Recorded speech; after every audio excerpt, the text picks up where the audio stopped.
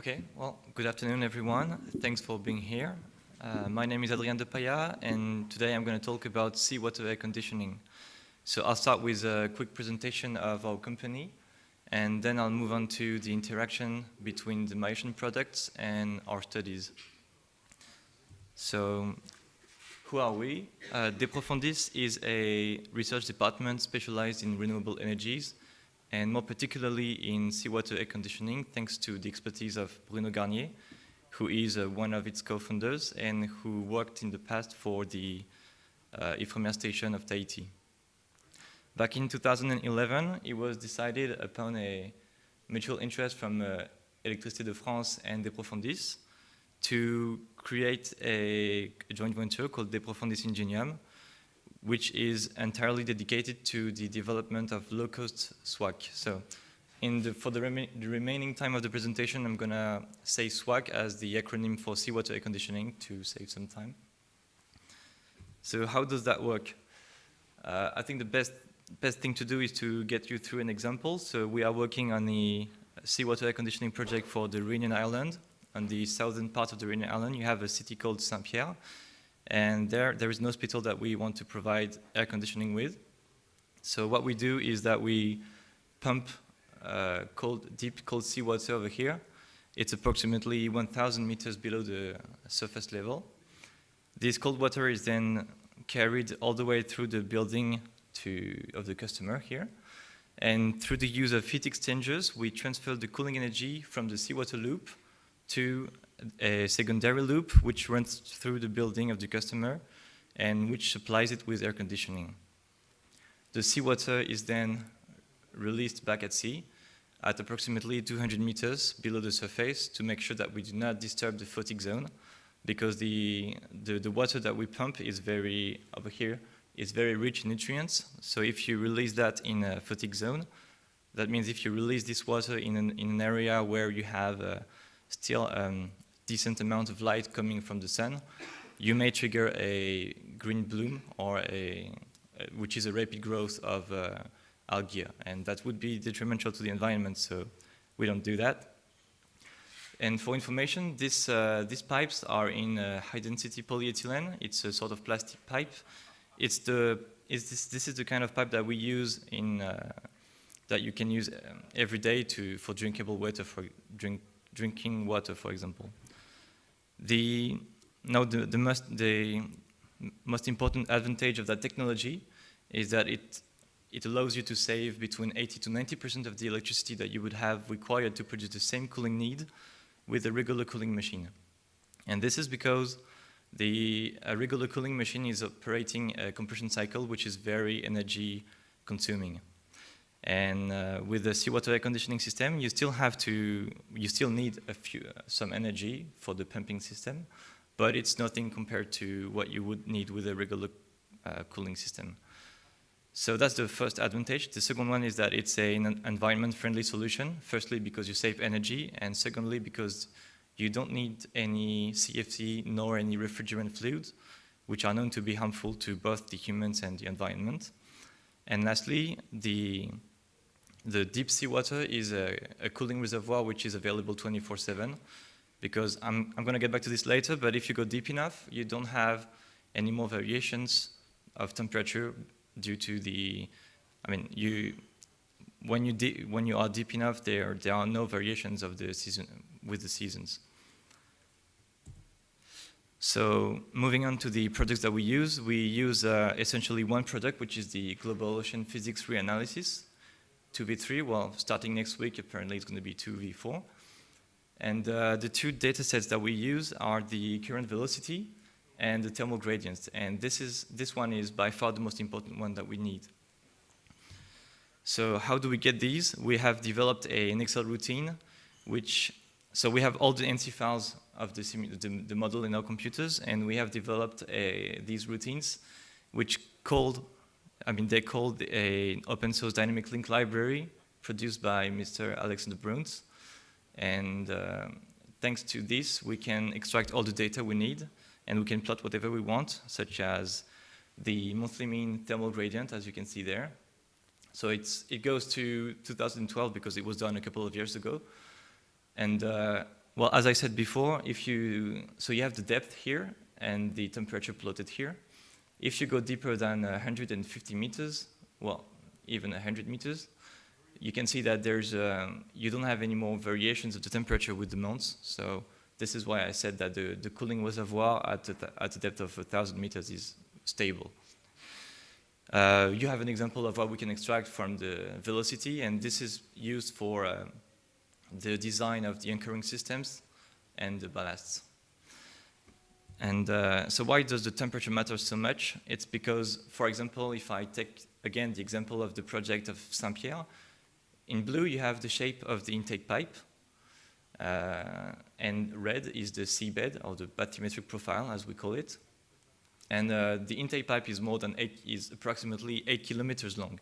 So therefore, with an average water velocity of 2 meters per second, it takes more than an hour for the seawater to get from the intake point to the customer. More than an hour, that means that, well, it means that the heat transfer between the open ocean and the seawater which is being pumped through the intake pipe is nowhere close to being negligible, and we absolutely have to estimate it in the most accurate way. And this is where the Malaysian dataset, temperature dataset comes into play.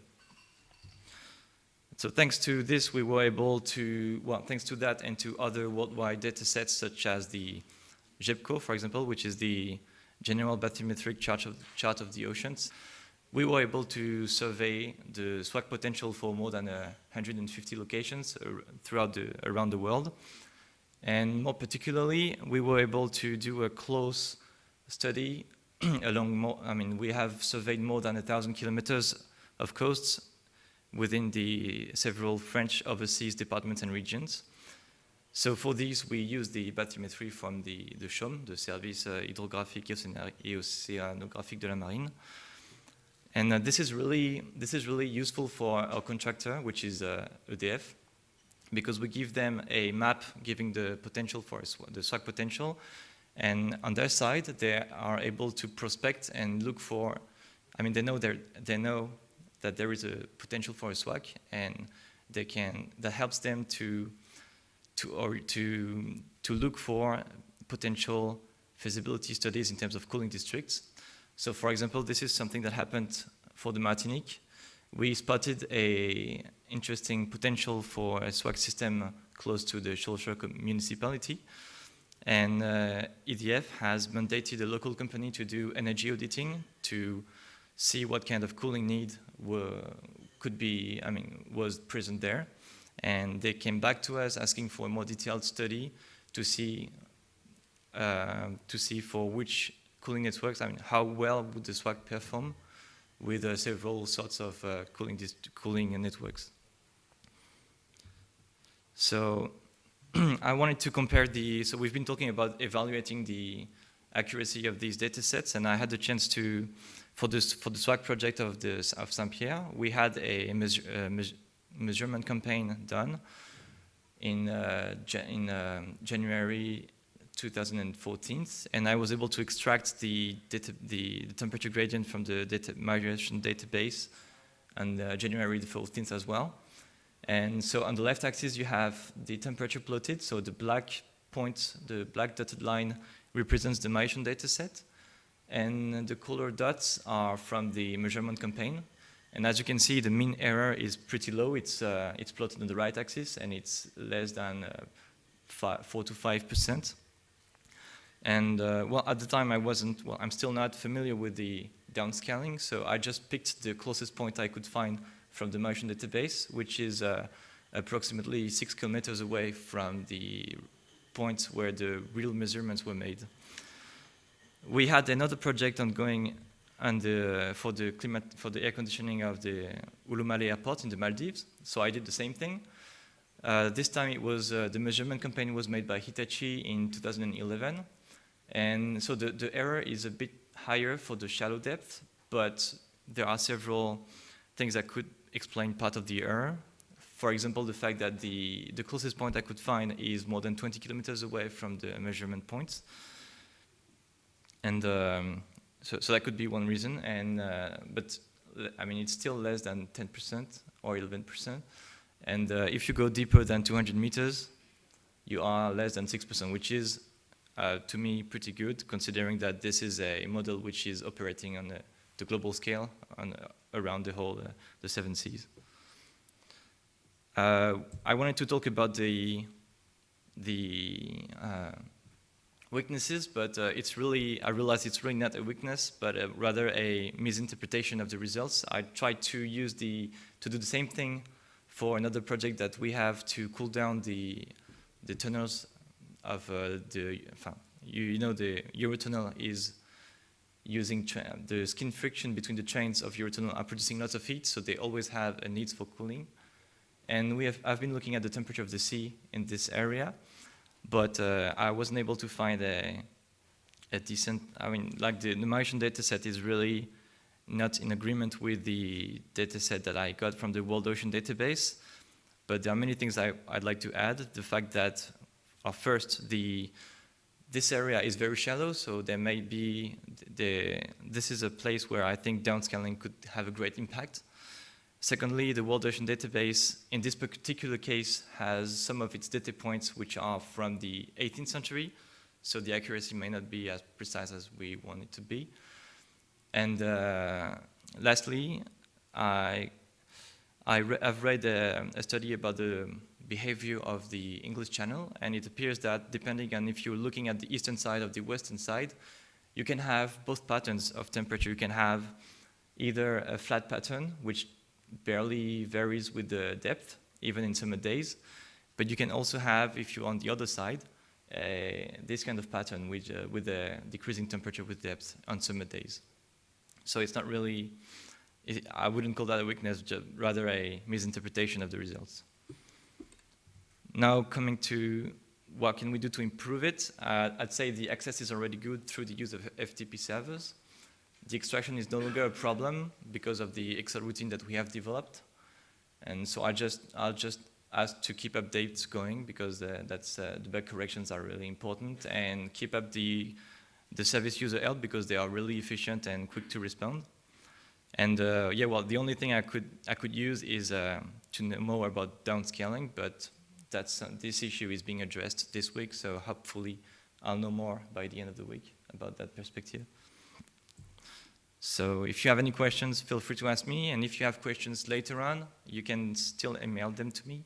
I'll try to get back to you as soon as I can, and you can send the questions in English or in French. I'll do whatever I can answer in whichever language you want. So thank you.